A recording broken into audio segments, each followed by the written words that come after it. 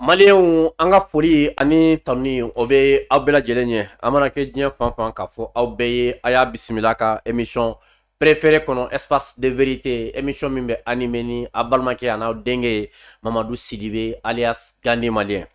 an ka bi émission espace de vérité kɛnɛ kan an ka bi maa welelen o tɛ maa dogolen ye ka sabu kɛ a sera plateau in sanfɛ a ka can n'o ye Abdulayi Traoré ye mouvement Mali ka hɛrɛ o président dɔ bi.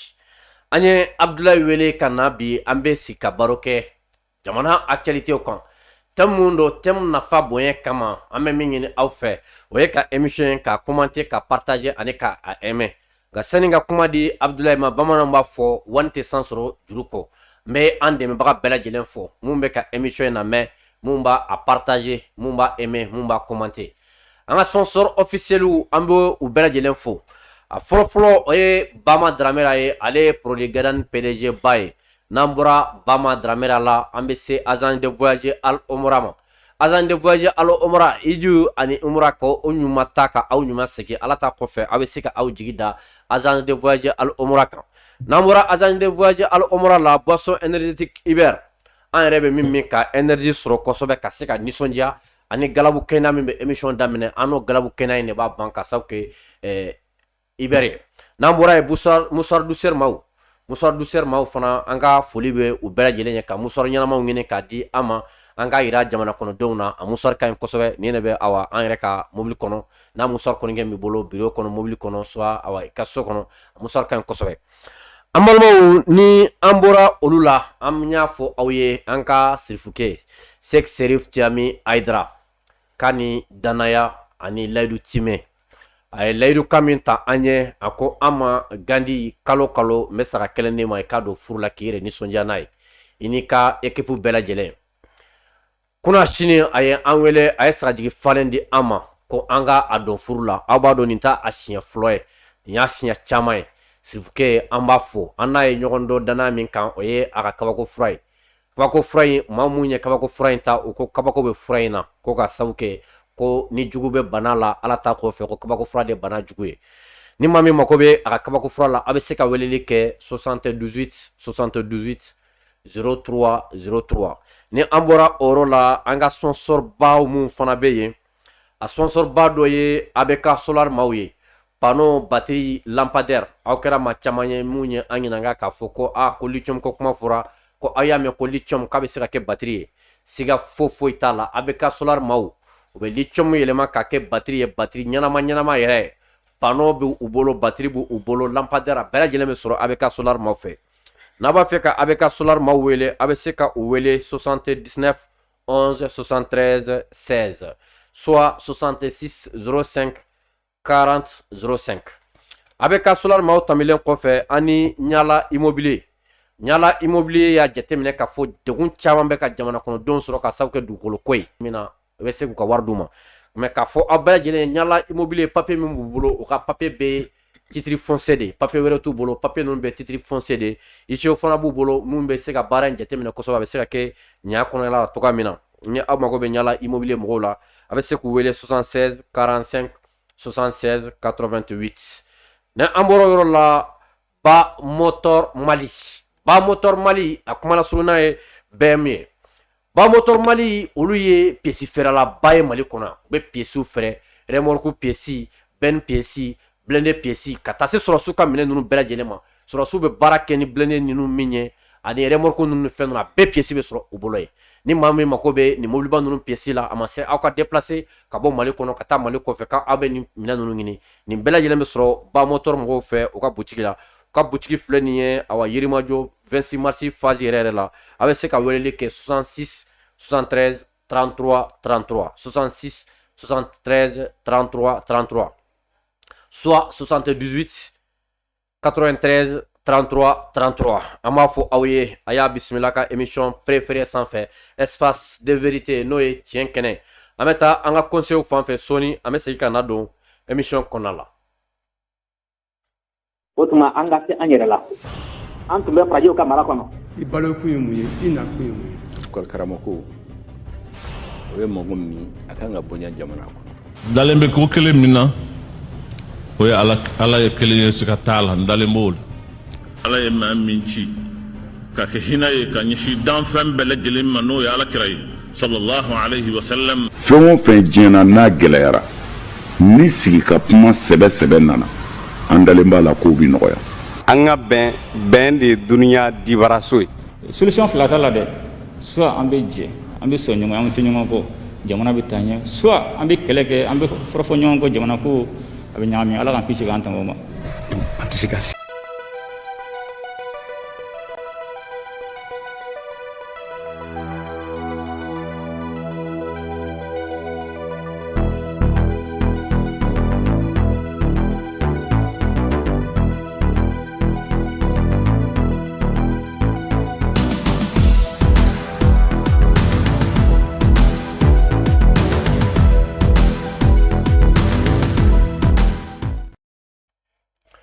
Malien amba fo awye aya bismillah ka émission préférée sans fait espace de vérité noye tien kene anga bima welele oye Abdoulaye Traoré Mali ka here mouvement Mali ka here o président do anya Abdoulaye Traoré wele ka sawuke jamana kono bi temba do be ama fe ka faso don kuna foni temba muna anga temba flo o te dore son excellence docteur Sogel Kogala Maïga abe awa far lafiala bi utunko ama ka foko tiere la kabe repos forcé la koka sabuke ko aka docteur ko kagata repos forcé la koka sabuke ka asegenendo nga ame kamin jete minasa Sogel mena ateka ye jamana kono den chamaya ira ka fo abe yoro mina bi aka kan jamana maraboko ka seka boka kuma Sogel abe yoro mina mimbala aka seka fo faso donye nga enquête ni fon bela jele kona la bi bebe na ka fo tiere la Sogel aman kenede minye repos forcé ko kuma ye olute mais aman kenede kangini jamana kono dom fe an bela jelen ka doke anga premier ministre no docteur Sogel Kogala Maïga ay femi ke jamana kono don ya don Afrique ya adon akera référence baye transition konala Sogel ka banana na kana ke sabuye oye mado bla place la abela jelen min doni amba ale wele ko colonel Abdoulaye Maïga na froko Abdoulaye Maïga ministre de l'administration territoriale de don porte-parole du gouvernement fana de don ale de kera premier ministre par intérim ye amena anda do la anga temba flo konala nga sani anda ka do la amangin ala fe Sogel bana min bala ala ka banenke farjaka boye ala ka anyuma sagi faso dom preselendo ka seka ye activité la ni amboro ola anya ye ka fo Mali marabawo ye plainte do France kama Nations Unies na ka kera sabuye ko ka Mali janfa ka armement di terrorisme ka information di terrorisme mais minya jamana kono den famba kamana ga bi o te dowraye nim bela jelen kera anga politicien olu ka wili ka jo ka kunye jamana ka sika baski olu ka wili ka jo kunye jamana kono den ka nafa jamana kono den me sika nafa togodi ngani plaitu do na fo bi ama politicien amu ka kuma ka me bedu maro ka discours ka chan ko fitini ko ba o be communiquer ke ngani na politicien fo ma communiquer ke na o damado no kuma ina o bena ke anga tem flanay anga thème sabana nye minye la délégation ivoirienne 49 mercenaires ivoiriens mi minelendo anga délégation ivoirienne mi nana malaya olu nale malla abara akera tuguti akobe senjumene kambi andabe na do ola fokata se téléphone interdit conseil des ministres la andabe na se oma ane sema ka congrès nunu de bena ke tembaye mun bena do ansikun konala nga nyafo awe émission aya commenter aka aimer aka partager commentaire la abisi ka kerbla commentaire la wato émission bi baski ka sabuke anga bimo welele abadon ale mouvement babulo politique hakilna bala nga ale ka wale ni politique sento ka wale ako olute kele révélation baba bolobi krengen la politique mo reka mamana mba foko fin frama o de be nyon kinyoro don namanya ka fo bela jina hakilna kene ubadon barabe ka tato mina abena adado olula aya bismillah ka émission préférée sans fin espace de vérité noye tien kene Abdoulaye Traoré ini nyantuma wa gandi sombo beli basi foueti alhamdulillah ba folikan jumene bi bolo kala sen ala me ba bela jelema Mali kono ani Mali koka bon ami malien befu Mali kono ani Mali koka ka damine France Espagne Italie malien bi gen yoro bi ambi bela jelen fu Abdoulaye anya ye ka fo Sogel ka bana abe wati nimbo do blara anola ka fo minye Abdoulaye minye colonel Abdoulaye Maïga yala auka mouvement ani ere aw ka yeta jumɛn Sogɛl ka ko la ani nin bilalen a nɔ la bi. Bon Gandi Sogɛl kɛ bana an bɛ dugawu kɛ fɔlɔ an b'a fɔ Ala ka lafiya di an ka pɛn ma Ala k'a kɛ farijagabɔ ye Ala k'a segin a yɛrɛ ma. Gandi Sogɛl kɛ bana daminɛ a kun fɔra de k'a farikolo sɛgɛnna k'a ka taa reposer dɔɔni mais kunnafoniyaw tilala ka n'a ye k'a fɔ vraiment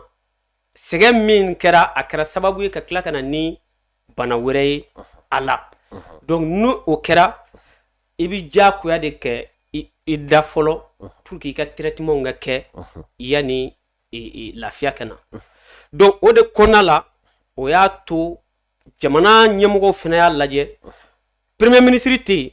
donc mɔgɔ dɔ kan ka na bila a place la fɔlɔ ka baara daminɛ yani premier ministre ka na donc o de nana ni colonel Ablaye Mayiga nalen Sogɛl nɔ la donc an bɛ fɛ ka min fɔ a ye Sogɛl ni Ablaye Mayiga je crois que bɛrɛni t'u ni ɲɔgɔn cɛ parce que nin bɛɛ ka baara taabolo ye kelen nin bɛɛ bi u bɛ poste min na Ablaye b'a ɲɛdɔn i n'a fɔ Sogɛl b'a ɲɛdɔn mais fɛn kelen nin kamana gan k'en kɔnɔna fili Gandi politiciens ye lettre ci ko Ablaye nomina k'a kɛ PEM ye k'a diyara u ye n b'i hakili jigin Sogɛl bi nommé don min k'a kɛ PEM ye nin politicien kelenw de ko k'a diyara u ye mais bi u ko Sogɛl man d'u ye ko Ablaye de ka d'u ye n bɛna fɛn min f'i ye nɔsi i janto a la a bɛ yɛlɛma de u b'a fɔ sisan ko nin ka d'u ye parce que u yɛrɛ fɛ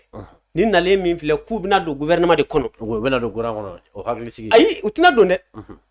gouvernement in bɛna taa Sogɛl y'a bila yɔrɔ min gouvernement in bɛna taa o cogoya de la yɛlɛma foyi tɛna don ni gouvernement in na n'u ka foli ni u ka tanu ni ba ni u ka junbe fɔ kun ye Ablaye ye ko u bɛna don gouvernement kɔnɔ u tɛna don ni gouvernement yɛlɛma ye gouvernement tɛna yɛlɛma koyi an bɛ taa Sogɛl y'a bila yɔrɔ min an bɛ taa fo ka Sogɛl kɛnɛya ka segin a ka poste kɔrɔ la parce que n bɛ fɛ ka min f'i ye n'i ye politique mɔgɔ kɛlen ka dunu ni bala ta ka mɔgɔ tanu o b'a yira u mago b'i la de parce que n'u mago b'i la Gandi u bɛ ŋunuma i nɔfɛ u b'u da i bɛ tagama u kan u mago nɔfɛ mais n'u mago sɔrɔla u bɛna min da i kan i bɛ ɲinɛ a kɔ donc an bɛ min fɔ an ka premier ministre par intérim ye a k'a janto politiciens la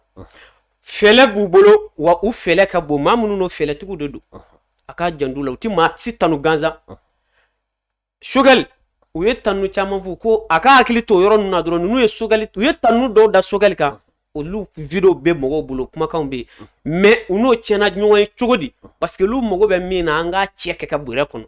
u mago b'o de la faso ɲɛtaa ko tɛ dɛ faso ka jɔ tiɲɛ ka ko tɛ faso ka taa ɲɛ ko tɛ an poste bɛ fa cogo di o an bɛ poste sɔrɔ cogo di politiciens ka laɲini bɛɛ filɛ nin donc e b'a fɛ k'a fɔ u bɛ ka nin fana tanu Ablaye Mayiga tanu cogo min na n'u ka laɲini ma sabati u bɛ tila ka nin fana kɛlɛ ayi u bɛna ko da nin kan yan bi u bɛ tila ka na ko da nin kan yan hali u t'o da Sogɛl kan parce que u bɛ ka kuma dɔ fɔ don ko gouvernement bɛɛ kɛra sɔrɔdasi ye sa ko baara dafala ko président ye sɔrɔdasi ye ko premier ministre fana kɛra sɔrɔdasi ye donc mais kuma min don u b'a fɔ dogo la fɔlɔ yanni u ka laɲini ka sɔrɔ mais ni laɲini ma sɔrɔ u bɛ bɔ k'a da kɛnɛ ka panparapa u b'a k'u ka kɛlɛ u b'a k'u ka kɛlɛ u b'a fɔ sisan ko bon ko fɔ k'a di civil ma or que civil ko tɛ sɔrɔdasi ko tɛ ninnu ta ye poste ko dɔrɔn de an bɛ don cogo di poste la parce que u bɛna nin tanu sisan mɔgɔw bɛna fɔ ko politiciens yɛlɛmana dɛ u bɛ ka nin ministre in tanu donc vraiment i b'a u ma changer dɛ u mago b'u ka poste de la n'u y'o sɔrɔ sisan a banna mais n'u m'o sɔrɔ u bɛ bɔ ni bere wɛrɛ ye u bɛ min da Sogɛl kan u bɛ n'o de da non i bɛ ka nin kuma min fɔ nin ye lɛgɛsɛ ayi an b'u dɔn de sa an b'u dɔn an b'u hakilina dɔn an b'u taabolo dɔn i y'a faamu politique n'a fɔra ko politicien Mali kɔnɔ yan dɔrɔn bɛɛ dɔnlen don quoi i bɛ sɔn min ma o n'i tɛ sɔn min ma bɛɛ dɔnlen don ninnu ka kule ci tɛ foyi ye fɛn nɔfɛtɔ ko don sinon jamana bɛ k'a da kun kan k'a yɛlɛma u mago foyi t'a la en tant que u bɛ fanga la mais n'u tɛ fanga la hali n'i ye Mali kɛ Marijana ye u b'a f'i ye k'a man ɲi donc o ye mɔgɔ min ka baara ye n'o b'i tanu wagati min i yɛrɛ k'i miiri i k'i sigi k'a jateminɛ karisa de tun bɛ kɛ ne dɔgɔya kunun mais bi a bɛ kɛ n tanu a mago bɛ mun na donc ni i y'o dɔn ka ban u minɛ cogo t'i kamana gan donc an bɛ se ka min fɔ an ka PEM ye par intérim donc k'a fɔ a ye a k'a janto a yɛrɛ la baara min dira a ma waati kunkurunin don o waati kunkurunin kɔnɔna la a kana sɔn minɛn da ka jɛngɛ a bolo donc a ka malidenw fara ɲɔgɔn kan jamana jɔlaw mais n'a taara i ɲɛsin politicien ninnu ma u b'a jigin'a ye dingɛ kɔnɔ wa n'i bɛna bi u bɛ tila ka bɔ i kɔfɛ k'u y'a f'i ye k'i ma s'u ta ma o y'u ka baara de ye k'a sɔrɔ i n'u bɛɛ bɛ bɛn dingɛ kɔnɔ ɲɔgɔn fɛ mais n'u bɔra k'u jɔ dingɛ da la u b'a f'i ye ko an y'a fɔ cɛ ye ko i m'a ye a bɛnna dingɛ kɔnɔ k'a sɔrɔ a bɛɛ tun bɛ dingɛ kɔnɔ voilà ne bɛ maa ninnu dɔn i bɛ maa ninnu ne b'u dɔn de voilà ne b'u dɔn u ka baara ye min ye ne b'u dɔn u yɛrɛ fana b'a dɔn laɲini min e b'a dɔn Gandi n bɛ kuma kelen f'i ye ninnu tile kelen tɛ kɛ transition fɛ u bɛ sa u tɛ k'a fɛ mais n tɛ se ka n kun bɔ o de b'u k'a fɛ parce que jamanadenw tigɛlen don olu la mɔgɔ t'u kɔ bon pour que u ka mɔgɔ sɔrɔ sa u bɛna mun kɛ u bɛ don a kan de n'u donna aw ka sa u b'aw tanu k'a ka ɲi yɛlɛmani kɛra PM dɔ nana vraiment nin ka taabolo ka ɲi an sɔnna nin ye o bɛɛ ye pour que ka manja sɔrɔ jamanadenw ka côté la ni ninnu ye jama sɔrɔ sisan u bɛ nin transition in kɛlɛ n'u ye jama sɔrɔ sisan u bɛ transition in kɛlɛ mais n'i y'aw tɛ se ka kɛlɛ jama de tɛ yen parce que hali n'u ko k'a ye bɔ jamana ko da maliyɛnw b'a fɔ ko ninnu ye fanga ɲininaw de ye an kana bɔ donc o de la u mangoyalen don mais u bɛ fɛ k'u ka mangoya récupérer donc u b'o récupérer cogo di yɛlɛmani min kɛra sisan komi Sogɛli bɛ farigan na yanni o ka bana ka nɔgɔya ni min bilala a nɔ na an ka essayer an ka nin tanu lala n'an ko jara président ye a bɛna dayɛlɛ an bɛ don ka dundani dɔ sɔrɔ datugulen don maa si tɛ dunda ta bilen o banna pewu ayi dunda tɛ ta dɛ n'i bɛna est ce que gouvernement est ce que hakili tɛ remaniement dɔ ma est ce que bon an bɛ min fɔ dɔrɔn remaniement u k'a jɔ fɔlɔ parce que on n'a pas besoin de ça an mago tɛ remaniement na fɔlɔ jɔn ne b'a jɛ n'an bɛ remaniement kɛ c'est ça le problème jɔn bɛ yen min man ɲi e k'o fɔ tan donc e bolo gouvernement bɛɛ ka ɲi équipe dafalen don a banna ko on ne change pas une équipe qui gagne n bɛna min f'i ye Gandi ni équipe in ni ne équipe yɛrɛ yɛrɛ ye 90 minutes ninnu b'a tan k'a ban pewu mɔgɔ si tɛ changer ninnu na n'i ye changement kɛlen ko dɔ de sɛgɛnlen don ballon na mais n'i ma segin i tɛ bɔ bon bidonna bɛ i b'o bɔ cogo di k'i bɛ taa bidonbali don donc an bɛ jɔn ne bɔ ministre jumɛn de bɔ yen k'an bɛ taa mɔgɔ wɛrɛ don e bolo a ka ɲi ta an ka taa n'a ye an bɛ taa de an bɛ ka taa yɛrɛ o an bɛ ka taa de o Gandi ni équipe in ne ka ɲi an bɛ taa n'a ye an b'a fɔ politiciens ye ka hakɛto ɲini u fɛ u k'u bolo da u dusu ka dɔɔni u ka fanga in to yen nin waatinin na fo ala mana min kɛ waati min donc an bɛ sɔrɔ ka fanga d'u ma parce que an y'a f'u ye komi u ma sɔn ka taa sɛnɛ na sɛnɛko kuma u ko k'u t'o fɛ k'u bɛ fanga de nɔfɛ bon an b'a f'u ye ko fanga tɛna di fɔlɔ u k'a to nin waatinin ka tɛmɛ ni yɔrɔ bɛɛ firanna k'a jɛ ko ɲama kelen tɛ sira kan waati min an bɛ sɔrɔ ka fanga d'olu ma o la u bɛ taa sinon nin waatinin na ni min ka wari balen don moyen dɔ ɲini ka don ou bien i ka taa métier dɔ kalan i ka se k'i débrouiller ɲɔgɔn tɛ k'a fɔ k'an bɛna jamana fanga de ta ko k'a kalifa i ma k'i b'i ka ministre walima fɛn yan non Gandi non u kana foyi di ninnu ma fɔlɔ an ka to tan d'accord voilà Ablaye sani an ka se awa Nations Unies Mali ka plainte ma Nations Unies na an y'a ye k'a fɔ min ye an ni Côte d'Ivoire ni ɲɔgɔn cɛ délégation dɔw nalen don pour que min bɛ se k'a to 49 soldats ivoiriens min arrêté don Mali la olu bɛ se ka bila cogo di yala e ka yeta ye jumɛn ye o la bien Gandi i b'a dɔn nin ko in yɛrɛ ne kɛlen k'a ye ne yɛrɛ dusu kasila kosɛbɛ parce que mun na ne ye sigi ka miiri de Gandi Côte d'Ivoire mercenaires mɔgɔ 49 minɛna anw fɛ yan ivoiriens wulila k'u jɔ u ka chrétiens u ka laadatigiw o n'u ka silamɛw mais embargo kɛra anw kan yan kalo 7 o kuma silamɛ kun da Ivoire yan kelen ou bien kalo 7 embargo ala kun voyagelen don wa mais n'a sɔrɔ ala ma voyager kalo 7 embargo kɛra anw kan ala b'a nɔ na olu ma se ka wuli ka n'a fɔ Mali ye tiɲɛ yɛrɛ la an n'aw ye sigiɲɔgɔnma ye comme u b'a fɔ cogo les pays frères les pays amis an ye teri ye dɔgɔni kɔrɔya b'an cɛ embargo min kɛra k'a ma diya ye mais olu ma se ka wuli ka na o fɔ anw ye k'a sɔrɔ ala ma voyager fo ala voyagelen ko olu bɛ sɔrɔ ka n'a fɔ anw ne ye ko nin mercenaires ninnu ka bila ko an ka ko kɛ ni silamɛya ye mais o tuma olu de ni silamɛya ka kan n'a mɛn kan donc olu de bɛ hɔrɔnya dɔn anw t'a dɔn olu de bɛ sigi ka fɔ dɔn anw t'a dɔn tɛ yan kalo 7 i ni mɔgɔ min ye balima ye a ye sinɲuman ye a ye terima ye kalo 7 a bɛ dekun ni ɲɛni na a du surusu bɛɛ bɛ aw fɛ yen munna olu ma taa fɔ Alassane ni Gani k'a fɔ ko tiɲɛ na Alassane i ye embargo min ka Mali kan Alassane i sen bɔ a la an ni Mali ye sinɲuman de ye balimama ye an ye teriw ye kɔrɔ ni dɔgɔya de Alassane i miiri o la i k'i sen bɔ embargo la mais Alassane ye embargo kɛ anw kan kalo 7 an ma Côte d'Ivoire diinɛtigiw ye ka bɔ ka kuma an b'a chrétien ɲɛmɔgɔw ye ka bɔ ka kuma an b'u ka laadatigiw ye ka bɔ ka kuma mais olu bɛna anw fɛ cogo di ko an ka diinɛ ɲɛmɔgɔw ka taa kuma ni Asimi ye ko ni surasiw ninnu bɛ se ka libérer cogo min mais minnu nana malien a fanba malien yɛrɛ non a fanba ye malien ye kɛ ngo ne bɛ fɛ ka min f'i ye ngo malien yɛrɛ de ye malien jugu ye Gandi n'i bɛ jugu ɲini malien na malien ɲɔgɔn de y'a jugu ye i b'a dɔn jamana tɔw bɛ ka guloki bɔ k'a da k'u kana bila mais malien wɛrɛw de bɛ wuli ka na ko ka négociation kɛ k'u bila ne bɛ fɛ ka min f'i ye an bɛ min f'u ye ko in tɛ Asimi bolo Asimi tɛ se k'u bila Asimi b'o fɔ ko non ayi Asimi yɛrɛ tɛ se yɛrɛ parce que n'a fɔra i ye dɔ ko mandat de dépôt Gandi n'o kɛra i kan dɔrɔn i jigi tigɛ i ka mɔgɔ la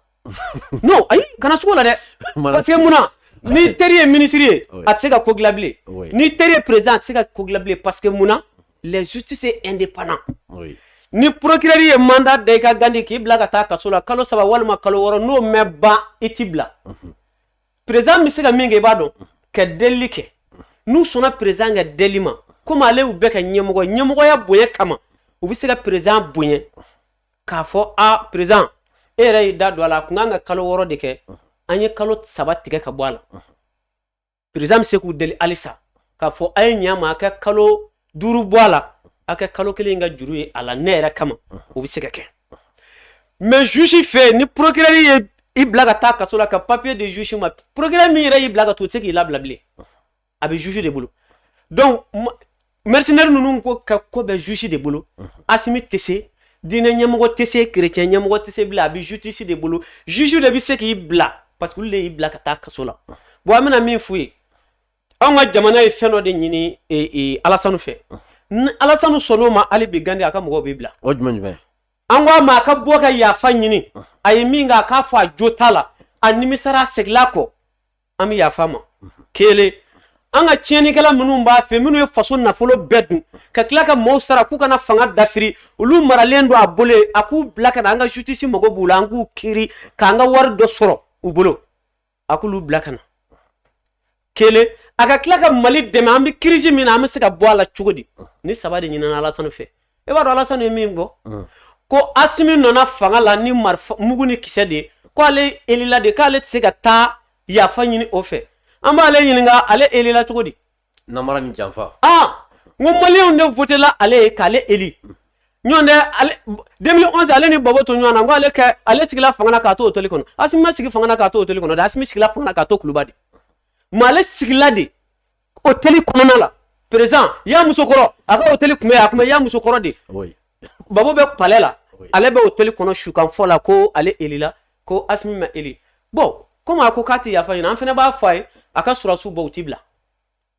n'an y'u kiiri waati min n'u k'an ka san 20 kaso kɛ an b'a pɛnbɛrɛ u kun u bɛ san 20 kaso kɛ n'u k'an ka san 10 de kɛ an b'a pɛnbɛrɛ u kun mais n'a bɛ fɛ ko in ka ban a kana di minnu mina min fɔ Asimi ye minnu n'u wulila ka na bilen k'u ye diinɛ ɲɛmɔgɔ ye k'u bɛ fɛ ka na deli la a k'u mandat de dépôt d'u yɛrɛ kan Gandi o de ka ɲi non munna ne bɛ ɲininka o mɔgɔ min bɛ fɛ k'i fa n'i y'i fa b'a minɛ e bɛ mun k'a la mais ciden tɛ kɛ ciden ma dɛ hali mina min fɛ ciden bɛ minɛ ka datugu de n'o kɛra citigi b'a dɔn ko cɛ ko in ye sɔbɛ koyi i y'a faamu n'i ye ciden bila ka taa gansan a bɛ taa fɔ k'a ɲɛ mais n'i y'ale don kaso la n'ale ye kalo 1 kɛ n'i y'a bila ka taa ale bɛ taa min fɔ cɛ ye a yɛrɛ b'a dɔn ko cɛ ko tɛmɛna kulonkɛ kan i y'a faamu n'u nana zen ko teriya sira walima diinɛ sira a ka mandat dépôt d'u kan k'u bila ka taa kaso la n'u ye kalo 1 kɛ n'u sera Côte d'Ivoire Alasani bɛna ɲɔngiri ka yafa ɲini parce que min dara ciden kan citigi b'a dɔn sisan kɔni tiɲɛ yɛrɛ la ni mɛ n bara ten na ni yɛrɛ bɛ sɔn ka taa kaso la kelen Ivoiriyɛnw yɛrɛ tilala k'a fɔ ko mercenaire ninnu kana bila bilen dɛ ko k'u to yan ko e m'o mɛn yan ko k'u to yan ko n'u bilala ko Alasani bɛ tila k'u bɛɛ fa ko parce que k'u bɛna tila ka taa muruti Alasani contrôle la k'u kana bila dɛ ne bɛ fɛ ka min fɛ mercenaire ko in a taa mɛ ka Alasani yɛrɛ bolo da a taara k'a bolo da mun na parce que ale tun ye ko in filɛ sinankunya kulonkɛ de a bɔra sinankunya kulonkɛ la koyi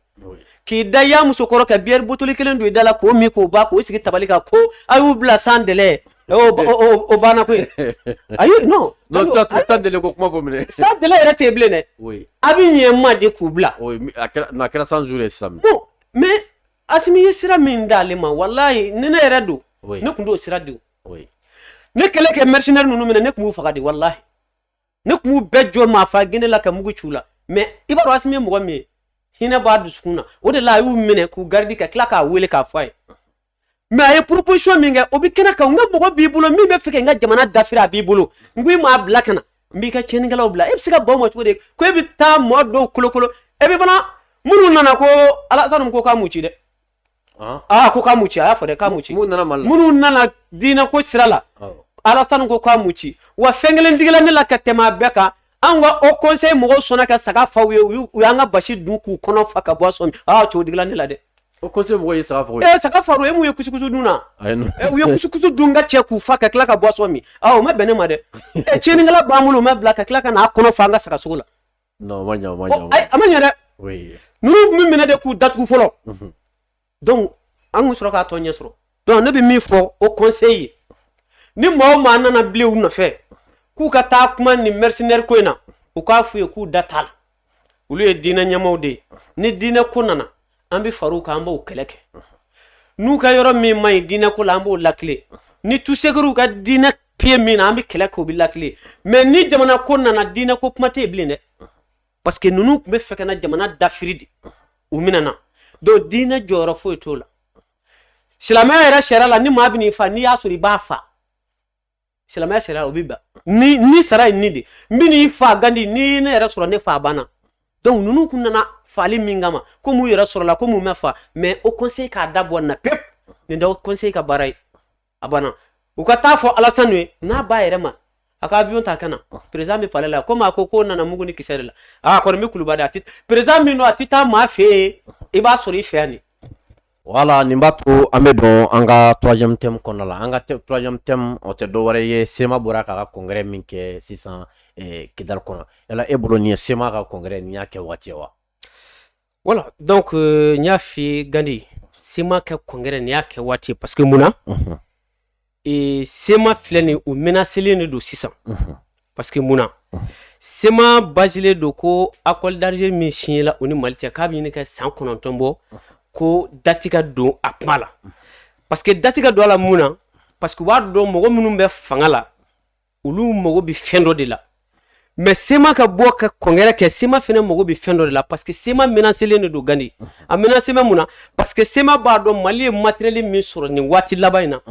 mali perele do kulu kele moyen bela donc ubi bo uba fo kubu ka kongere ke pour que dien bi se ga lu deme chugomi ka yira dien mala ka fo kulu de bi ka benyi ni mali mais mali balen do bema donc nu bora ke ni kongere kunda nunu ne kuma kunda nunu fo sa do mi nango mo taru kele wolo bi dien shuga blana ubi amarko danga ko parce que kwantaru kele ka soro kubu joka bo misale surumani dima dien sigme galonika amerique yen neke ke Ukraine nege ka pousser ka bac fallait ka irisi ubiga Taiwan fene nege ni position kele na ka pousser ka bac fallait nga no chini bo sema bokun ka congrès ke dora tew pour que na domi an wulu no fe abu foko sema de bi tien ka donc nunu bu ko fe même bi feka mi fo asiminya na bi ako fam sema ke ni congrès aka dan sigi ala ninga ka laban u fe nu bi congrès ke mali drapeau de ke ye u kuna o de kada ni drapeau wera yira ambi kidali boy pew gandi asimiga déjà manda kuna ambi anya shi kidali jolima ya fum parce que nama kodo be ni ma ke dro amay ni ma shu bugo nyana ma tisiri parce que jamana tsega ta musala kaka nu bora ka congrès wera ke ngo ka fo kulu e azawadi ambi kidali era bo mali kartika pep ambi kla ka jo parce qu'il faut que anga o décision d'état pour que mo nunu nga kuntan ko dabla parce que mi yera ne du soutien ministre bon fait kan deme ministre de kunu ke gardi koruwe ngo ministre de kuma ka a cérémonie gardi mais est-ce que ministre kan nga yene kena kan non ministre ma antaka ye ministre ma antaka ye ni ministre yene kala ko ba yera ministre nunu e reconnu comme yu damana jamana de bon o était javanya orge nunu be farale nyongu titema ma keme fla ku be farale nyonga uti ma keme fla muna bi ta faro mo keme fla ninga ka jamana kele parce que si ma e baro 2012 unana nenu kuntanko de anya négliger fo kele klala ka taka amboloda bo ambi mi fo asmi dron aka sema mo go wela aka fu kangari aka kangari dawi nu yera mana ko la gandi kasuru mana parce que anya fo ko dale lendo mo bi fika marfabla ika marfable ikana sono ni kala wula zey i b'a la o i t'a la o i sen mi don a la lancement bɛ kɛ a bɛ fɔ mɔgɔ o mɔgɔ bɛ Kidali n'i sen da kɛlɛ la i ka Kidali bila parce que an bɛna bombarder de Russie min ka Ukraine na an bɛna o ɲɔgɔnna de kɛ ninnu na an b'u bombarder n'u ma bombarder foyi t'a t'u ka manamana ko parce que négociation ninnu hɔrɔn tɛ hɔrɔn jɔnɲɔgɔn tɛ ninnu ye quoi parce que i bɛ diɲɛ kuma bɛɛ fɔ ninnu ye mais u t'a faamu parce que a b'u kunkolo la dɔrɔn Faransi bɛ k'u nɛgɛn ka f'u ka bɔ kɛ nin ko ni ninnu kɛ ale Faransi bɛ se ka na cogo mais o banna koyi u yɛrɛ ye avion ye avion ninnu nana u mana kɔnɔfan kama u mana foyi kama u nana maa fa de kama donc n'u ma manamana ko dabila u bɛ bombarder Gambia point barre. D'accord. Voilà. Nin b'a to an bɛ don an ka thème kɔnɔ thème tun tɛ dɔwɛrɛ ye Asimi ninnu conseil des ministres la o y'a jira k'a fɔ min ye téléphone ko ka téléphone interdit yala e bolo hakilina ka ɲi kosɛbɛ. Bien téléphone interdit conseil des ministres la Gandi fɛn man ɲi k'a bɔ quoi parce que munna i bɛ kunnafoniya caman ye réseau kan a bɛ sɔrɔ conseil des ministres yɔrɔ in de la parce que a bɛ bɛn ko dɔ kan sisan dɔrɔn i bɛ bali ko yanni conseil des ministres yɛrɛ ka bɔ i b'o ye réseau sociaux kan mais dun de bɔra n'a ye ministre ka baara don donc n'i ma don n'i ka téléphone ni kuma min fɔra o fɔra ni ɲɔgɔn cɛ donc n'a mɛnna dɔrɔn a bɛ dɔn ko ministre de y'a fɔ ministre min y'a fɔ o bɛ dɔn ou bien mais fɔlɔ téléphone b'e bolo an bɛ conseil des ministres la dɔrɔn a bɛ enregistrement na ou bien a bɛ tila dɔrɔn a b'a publier n y'o f'i ye n ko tigi de bɛ jamana la sisan fɔlɔ tigi tun tɛ jamana la mais sisan tigi bɛ jamana la a dɔnna ko Mali ye jamana ye wa Asimi ye Mali président ye tigi bɛ jamana la koyi parce que bamananw ka kuma don n'an jɛra ko an k'an jan n'an m'an biri an b'an sara ɲɔgɔn na don ka fisa an jɛlen kɔ ko wuli ka bɔ n disi kan i y'a faamu parce que n'a ko k'u ka jamana jɔ tiɲɛ kan n'a ye baara min ta tiɲɛ kan a bɛ dɛmɛ o de kan parce que anw de ko k'an sɛgɛnna ko Mali ko tigɛ kɛ jɛlenya kan ko Mali baarakɛyɔrɔ bɛɛ man ɲi donc nin y'a ɲɛtɔla de téléphone ti don n'i donna n'i ka téléphone i ye ministre i bɛ gɛn ka bɔ ministère la a banna k'a fɔ ko sanction bɛ t'i kama non sanction ti ta dɛ n'i donna n'i ka téléphone ye dɔrɔn n'a donna k'i ye ministre ye e bɛ gɛn ka bɔ ministère an bɛ mɔgɔ kura bila i nɔ na a banna parce que jamana bɛ ka t'o de kan koyi cɛ o cɛ y'i kirikara kiri bila la poste min na n'a tilal'i la i bɛ tila ka sendegɛni ta k'a gɛn ka dɛsɛ i b'a sɔrɔ an taara donc o ɲuman ye min ye ministre bɛɛ n'i nana jamana ko la fasojɔ ko la i bɛ fɛ Mali ka taa ɲɛ donc ni président ye baara fɔ cogo min a bɛ kɛ ten donc o de la sisan Asimi yɛrɛ bɛ ka ko dɔw kɛ quoi ne yɛrɛ bɛ n sigi n ko i b'a fɔ ko jinɛw de bɛna fɔ a ye ou bien wuruwanɛw de bɛna fɔ a ye ko nin décision ta cogo di mais e ka jateminɛ jɔn de tun b'a bila i kunkolo la k'a fɔ ko président min sɔrɔ Mali kɔnɔ min bɛna téléphone interdit conseil des ministres kɛnɛ kan n'a fɔra hali e Gandi ye sogo la i b'a fɔ ko ne tun tɛ se ka da la mais i b'a dɔn n'i sogola min na Asimi ka ko la dɔrɔn dugu bɛ jɛ a b'o de kɛ quoi o de la ne ko i b'a sɔrɔ wuruwanɛw de bɛna kumaw fɔ a ye parce que Asimi bɛ yɔrɔ min sisan a kɛ bɛ kamanagan de bɛɛ bolo diɲɛ bɛɛ bolo maliyɛnw dɔrɔn tɛ dɛ a kɛ bɛ kamanagan de diɲɛ bɛɛ bolo parce que munna maliyɛnw jigi dan bɛ fɛn o fɛn kan maliyɛnw ka laɲini i b'a sɔrɔ Asimi yɛrɛ y'o décision kɛ k'o ban a b'o sira de kan maliyɛnw ka laɲini n'a ko k'aw dekun bɛ nin yɔrɔ in na dɔrɔn Asimi b'a fɔ ko bon ne jɔlen filɛ an ɲɛ ye tisɛ o de la ne ko i ma n ko ni Asimi tilala maliyɛnw na a b'i n'a fɔ Putin ne tilala a la tisɛ diɲɛ kɔnɔ président fila bɛ yen ka se président saba ma walayi u bɛ ka diɲɛ bɛɛ kamana gan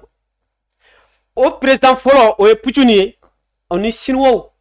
bon Afiriki bɛɛ o ye Asimi de Asimi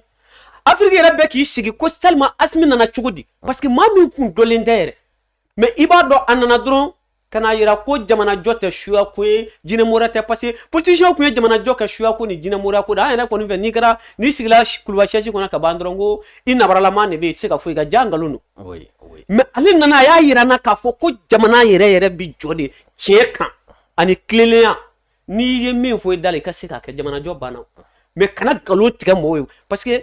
n'i ye nkalon tigɛ ni mɔgɔw bɔra i ka nkalon kalama dɔrɔn Gandi o y'i mago salen mais tiɲɛ fɔ mɔgɔw ye n'a bɛ jɛ o de la ne ko i ma n'an ko k'an ka don dingɛ kɔnɔ ɲɔgɔn fɛ n'an bɔra kana fɔ ko ne kelen tun bɛ dingɛ kɔnɔ dɛ a fɔ ko an tun bɛ dingɛ kɔnɔ bon politiciens ka jɛ de tun y'o ye i n'u bɛ jigin dingɛ kɔnɔ ɲɔgɔn fɛ n'u bɔra k'u jɔ dingɛ da la dɔrɔn u b'a fɔ ko an kun tɛ dingɛ kɔnɔ dɛ ninnu de tun b'a kɔnɔ to o tɛ jamanajɔ o jamanajɔla de filɛ an bolo nin Asimi Gandi équipe min filɛ Mali bolo nin a équipe ɲɔgɔnna tɛ farafinna yɔrɔ si la baara la i b'a dɔn kibaruya kura bɛ yen sisan i b'o kɔni kalama ayi o jumɛn ko ni secteur y'a sɔrɔ i ma se i ka baara yɔrɔ la k'i ka segin i kɔ 7 n'a y'a sɔrɔ ministre i kɛra ministre o i kɛra chef de cabinet o i kɛra chargé de mission i kɛra maa o maa ye baarakɛyɔrɔ bɛɛ hali yɔrɔ filanan ni 7 heures y'a sɔrɔ i ma se k'i ka segin va yɛrɛ i sɛbɛ tɛ baara ma wala va yɛrɛ ti baarakɛla ye quoi i bɛ segin i b'o segin kɔrɔ dɔn ni segin o i gɛnlen de ayo non i gɛnlen dɛ donc président ka décision don ne ka décision dɛ président de y'a fɔ bɛɛ ɲɛna ko ni 7 heures y'a sɔrɔ i tɛ baarayɔrɔ la ko i ka taa so e segila ka taa so e kɔni b'o tɔ dɔn a ma se mɔgɔ k'o f'i bilen o ye gɛnlen de o de la sisan n'i bɛ fɛ k'a dɔn ko in ye tiɲɛ ye sini sɔgɔma 6 heures e ka bɔ k'i jɔ Bamakɔ pont ka bani i bɛ ministre ni 120 tɛmɛtɔ ye ka taa parce que u b'a f'i ye ko ni 7 heures y'i sɔrɔ ye ayi si bɛɛ i tɛ se ka taa fɔ Asimi ko embouteillage tun bɛ pont kan i tɛ se ka t'o fɔ embouteillage ye pont minɛ cogo di parce que embouteillage bɛ daminɛ 8h30 a dun fɔra e ka se 7 heures mais embouteillage ye minɛ c'est que e bɔra so heure min i b'o dɔn e bɛ segin ka taa i muso f'i ye o kuma i bɛ t'i da ye o y'i gɛnlen ka bɔ baara la mori ko t'o la suma ko t'o la bilen o ye gɛnlen de donc vraiment ni hakilila in c'est très bonne idée a ɲɛna kojugu d'accord voilà et puis fama sisan ka maa kundaw mankan mɛn ko karisa ka dossier bɛ n bolo a dossier bɛɛ kun sɔrɔ conseil des ministres de kɛnɛ kan ye ni téléphone ma don ye fo n'i ye jinɛw bila ka taa a suit sa kɛ sigatɔ la voilà d'accord nin b'a to an bɛ don an sigikun laban kɔnɔ an ka thème laban kɔnɔ an ka thème laban tɛ dɔwɛrɛ ye an y'a ye Mali ye plainte dɔ France kama awa Nations Unies na mais kabako kuma min bɛ yen sisan min bɛ ka an kamana gan Mali parti politique ninnu si tɛ ka kuma u bɛɛ mangolen don nin na a dun fɔra ko France tun bɛ ka an janfa ka kɛlɛkɛminɛn di terroristes ma ka information di terroristes ma mais fo bi Mali parti politique tɛ yen ko min sera k'a da don kuma in na a bɛɛ mangolen don Gandi n bɛ n'i ɲininka e bɛ ka France ɲini min ne France kɛ ayi a ɲini Mali la n'i bɛ France ɲini i b'a ɲini Mali la n'i bɛ français ɲini i b'a ɲini Mali la Macron yɛrɛ b'aw ne fɛ yan parce que mun na i ka jamanaden minnu yɛrɛ bɔ jamanadenya la k'u ye français ye olu yɛrɛ de ye ko in tiɲɛba ye ne m'a f'i ye n ko anw ka politique mɔgɔw n ko hali ye Mali diya k'a kɛ i b'a fɔ ko Marijane n k'u ti kuma parce que n'u bɛ dɔ sɔrɔ fɛn min na olu ka bɔ k'a fɔ k'u bɛ France jalaki o man di olu ye o parce que ni dossier dira vérificateur ma sisan minnu ye wari dun k'u bɛ boli ka taa France de jɔn de bɛ bɔ ka kuma k'a bɛ France lagosi parce que passeport diplomatique b'e bolo i bɛ boli ka taa France de sinon i bɛna tɔla dɔ k'i datugu kaso la donc olu tɛ se ka kuma France ko la Mali ka ni plainte a ma se hali Asimi ninnu yɛrɛ tun ka plainte kɛ politique mɔgɔw yɛrɛ de tun kan ka plainte ladon contre la France parce que munna olu bɛɛ jɛnna n'a ye ko Mali ka kɛlɛ ko France de don politique mɔgɔ si tɛ mitimi sigi k'a wuli n'a ma fɔ ko France de y'an janfa n'a ma fɔ France de b'an ka mɔgɔw faga mais ni plainte donn'o contre la ni e ma kuma jɔn yɛrɛ de ye janfa kɛ non tiɲɛ yɛrɛ la i yɛrɛ de don e de ye janfa kɛ o de la ne bɛ k'a f'i ye anw ka politique mɔgɔw n ko jamana ko tɛ u mago tɛ Mali ka diya u mago tɛ Mali ka yɛlɛma u mago tɛ an ka avancer olu mago bɛ dɔrɔn u ka bila poste la banna bon i bɛ tila k'u mankan mɛn ko an ye France de accusé ko sinon ko France nɔ tɛ non u bɛ tila k'o fɔ ayi u bɛ tila tɛ dɛ u y'a daminɛ yɛrɛ mais n bɛ fɛ ka fɛn dɔ f'i ye n bɛ don yɔrɔnin dɔ la sisan ka sɔrɔ ka se i ka kuma jaabi ma don min ne ko i ma yan n ko Bacili ninnu ye tɔn dɔ sigi n ko a to yen n ko tɔn ɲuman dɛ peut-être a don a kuma ni goyala maa caman mais bɛɛ tilala ka na sɔn tiɲɛ ye k'a dɔn ko tɔn ɲuman tɛ n ko Bacili ni Goyita ninnu taara fara ɲɔgɔn kan e b'a bila i kunkolo la yanni diɲɛ wuli cɛ k'u bɛ fara ɲɔgɔn kan ayi Arasa taara ye o tɔn na waati min min ka i bɛ ka kɛlɛ Arasa min ko a ma ko an ye jamana ci la n ko o tilala ka taa don o M5 kelen na u ni Goyita ninnu k'u bɛna fara ɲɔgɔn kan bon depuis o yɔrɔ la e k'i sigi ni jamana ko bɛ yen jamana ko tɛ yen olu ka yɔrɔ ye min ye i b'a dɔn an bɛ se ka dunda sɔrɔ cogo di kelen an bɛ se ka Faransi défend cogo di fanga ka segin anw ma parce que u ka laɲini ye fanga de ka segin u ma o de la ne k'u ma n ko fanga tɛ d'u ma yan Mali kɔnɔ yan fanga tɛ d'u ma bilen ni min bɛ taa ci ka taa ci kan ni min bɛ taa don mécanicien la taa don mécanicien la n'i bɛ taa kɛ ouvrier dɔ yɔrɔ dɔ la ɲɔgɔn tɛ jamana fanga tɛ d'i ma k'i bɛna i sigi Mali kɔnɔ ka Mali mara non o tɛ d'i ma plainte ko in u tɛ kuma la bi u tɛ kuma la sini wa u ka laɲini ye min ye i b'o dɔn ko in kana taa yɔrɔ la k'a kana taa yɔrɔ la k'a kana taa yɔrɔ o de kɛ kuma bannen wala ko nin ka kɛ kuma bannen ko parce que i b'a dɔn n bɛ k'a dɔw ka kuma mɛn ko an bɛna Faransi malo ko k'a sɔrɔ Faransi ɲɛna anw ma ka tɛmɛ u ka kumakan filɛ koyi ko Faransi ɲɛna anw ma ka tɛmɛ o tɛ fasoden ɲuman ye ayi fasoden ɲuman don dɛ an t'u sɔsɔ Faransi ɲɛna anw ma ka tɛmɛ tiɲɛ don komi anw ne kɛra Faransi jugu ye o ɲɔ dɔn anw ma ɲɛ Faransi ma Allemagne tun bɛna Faransi ko ban waati min jɔn de y'a bɔ bolo la Africain de m'a bɔ bolo la faransi ka 3e ye sanu na sanu bɔra min Afrique anw ne fɛ yan faransi bi fɛn o fɛn sɔrɔ a b'anw ne fɛ yan faransi fa filɛ nin ye faransi bi joli sɔrɔ a la san o san a bi miliyari joli sɔrɔ a la jɔn ka wari don an t'a dɔn d'accord ni e sɔnna k'i faso feere faransi ma e ka taa faransi mais anw ye maliyɛnw de anw bɛ to an faso kɔnɔ yan k'an faso dɛmɛ parce que plendi ko in filɛ nin ye n'i y'a ye plendi in tɛ se ka taa gandi mali politicien nɔ b'a la o ni union européenne fɛnɛ parce que munna union européenne ko n'u y'u sigi faransi ka lebu mali la k'u bɛɛ ka lebu bi da kɛnɛ ko parce que k'u bɛɛ suyɛnni ka mali la donc k'u ka fara ɲɔgɔn kan u ka ɲɔgɔn dɛmɛ faransi kana na lebu dɛ ko parce que ni faransi lebu la k'u bɛɛ lebu la parce que u bɛɛ suyɛnni ka koyi u bɛɛ dɔnni kɛ u bɛɛ dɔnni dun faransi ni union européenne n'anw ka politicien u bɛɛ fa kelen ba kelen sama ni den b'a bɛɛ kelen donc o de la to anw ka nin ko in a mɛnlen don sira la parce que munna e ma Macky Sall yɛrɛ k'ale bɛna deli la san ɲuman ale kɛra médiateur ye Amadu ko kɛra nka ale ma kɛ médiateur ye fo faransi kɔ bɛna da tasuma kan na ale bɛna wuli sa k'ale bɛna kɛ médiateur ye an bɛna min f'u ye ko a bɛ kɛ ko a bɛ sumaya dɛ mais a bɛ kɛ gandi ni jugement kelen bi kɛ a da bɛ goya faransi la a bɛ lebu diɲɛ bɛɛ b'a ye parce que a tɛgɛ minɛna bɔrɛ kɔnɔ de parce que n y'o de f'i ye n ko dibila langari ye tandɛgɛ ma di i tɛgɛ bɛ n bolo dibila n ko b'o la bilen anw ye faransi tɛgɛ minɛ ka ban donc tilacogo tɛ faransi la o Nations Unies bi tila nin munumunu bɛɛ la ka tila ka taa faransi jɔ bari la k'a fɔ a ye k'u ye mali janfan i tun bɛ minɛn di terroriste ma i bɛ tila ka far'u kan k'u mali armée kɛlɛ wa i bɛ tila ka information fana ta ka d'u ma tuguni a b'a d'u ma kɛ faransi la ilaha illa n ko faransi ni mali tilala faransi la hali ka faransi jɔ ka mugu cu la o ka d'u ye mali ka tila o la gandi e ma ye Macron ta mɛ ŋunuma sisan Algérie ninnu ni fɛnw bɛɛ la a bɛ taa min fɔ ko wayi ko Russie Chine ni Iran ni Turki de bɛ kɛ an n'olu bila ɲɔgɔn na ko sinon ko jeunesse ka d'ale k'ale yɛrɛ ye jeune ye e ye jeune ye taama musokɔrɔba san 100 dɔ ta k'e ye jeune ye e ni jeune bɛ taa ɲɔgɔn fɛ cogo di Macron muso b'i ko jelekalani e nala cɛ ko e bɛna fɔ k'e ye jeune jumɛn ye jeune tiɲɛnikɛla n bɛna min f'e ye yani 2023 cɛ ni faransi mɛ ko wɛrɛ kɛ Macron b'u jigi dingɛ kɔnɔ u tɛ se k'u yɛrɛ bɔ yɔrɔ siga t'o la parce que a bɛ ka taa ni taabolo min u ka fɛn bɛɛ partenaire bɛɛ bɛ ka muruti Burkina o y'a daminɛ o ko ale ye tiɲɛ ye o fana bɛna taa Irisiw fɛ yen Niger o ma kɛ kun fɔlɔ mais o bɛna tila ka kɛkuya parce que basimu kelen dɔ bɛ denni ka siri Macron cɛ la ni bamanan cira don o don n'a bununa a t'a ye bilen ayi non a t'a ye bilen d'accord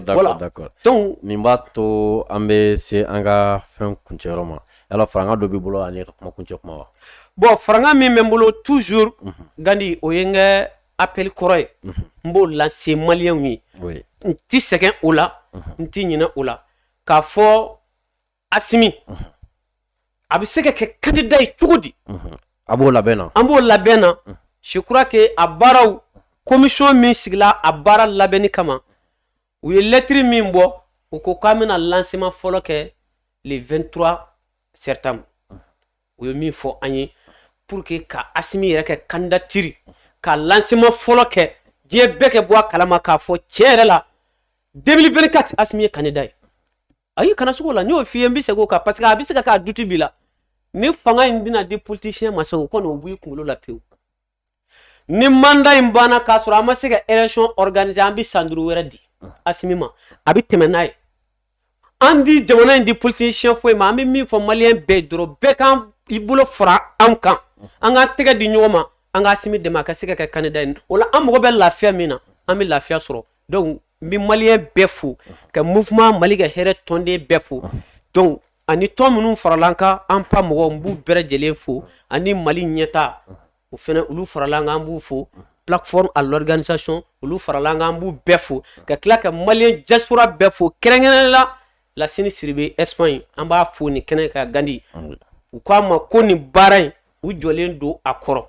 k'u b'a kɛ a 100% diaspora côté ko an kana tanbagiya fiyewu madama ni Asimi bɛ sira min kan n'a m'o bila f'a ka kɛ président ye ko n'a dan'o ma k'a bɛ kɛ président ye donc an bɛ bɛɛ lajɛlen fo Mali kɔnɔ Mali kɔ kan i mana kɛ diɲɛ yɔrɔ o yɔrɔ an bɛ bɛɛ lajɛlen fo ka tila k'i yɛrɛ n'i ka technicien fo gandi a ni ce a ka faso jɔ la mais gandi ko foli dɔ donna n da ko n k'a f'i ye danaya butigi Amadu Bacili ko n k'a f'i ye gandi kwa koma mi yɛrɛ sɔrɔ ko mɛ ko n k'a kɛ ci fɔ k'i bɛ sira min kan k'i ka to a kan k'i kana yɛlɛma dɛ alhamdulillah ko e de numéro 1 ye bi Mali kɔnɔ ani Mali kɔ kan min ka teleso bi lamɛn kɛ tɛmɛ bɛɛ kan bi hali ORTM alhamdulillah donc k'i cɛsiri ko wari ka ni yɛlɛma dɛ donc fɛnɛ bi kangari de wari ka ni yɛlɛma dɛ Gandi donc voilà donc o ko dara boutique maaw ye ko ni Ala sɔnna nin baara in an ye ɲɔgɔn dɔn sira min kan o ye faso jo sira de an bɛ fɛn min ɲini Ala fɛ o ye de Ala ka se ka kɛnɛya to an farikolo la faso kanu ka tila ka a to an dusukun na kosɛbɛ donc an b'a fɔ aw ye nin ne tun ye an ka maa welelen ye Abdulayi Traoré ale mouvement Mali ka hɛrɛ ale ye o président ye sigi min tun bɛ an bolo bi o tun ye nin ye an b'a ɲini Ala fɛ Ala ka jamana in Ala ka a basigi an ka premier ministre Ala ka a ka farigan ka kɛ fari jakabɔ ye Ala ka saga yɛrɛ ma joona a ka na ka continuer faso in baara fɛ i n'a fɔ fasodenw y'a dɔn ni sira min ye Ala ka an bɛɛ sigi ɲɔgɔn na wɛrɛ ma wa salam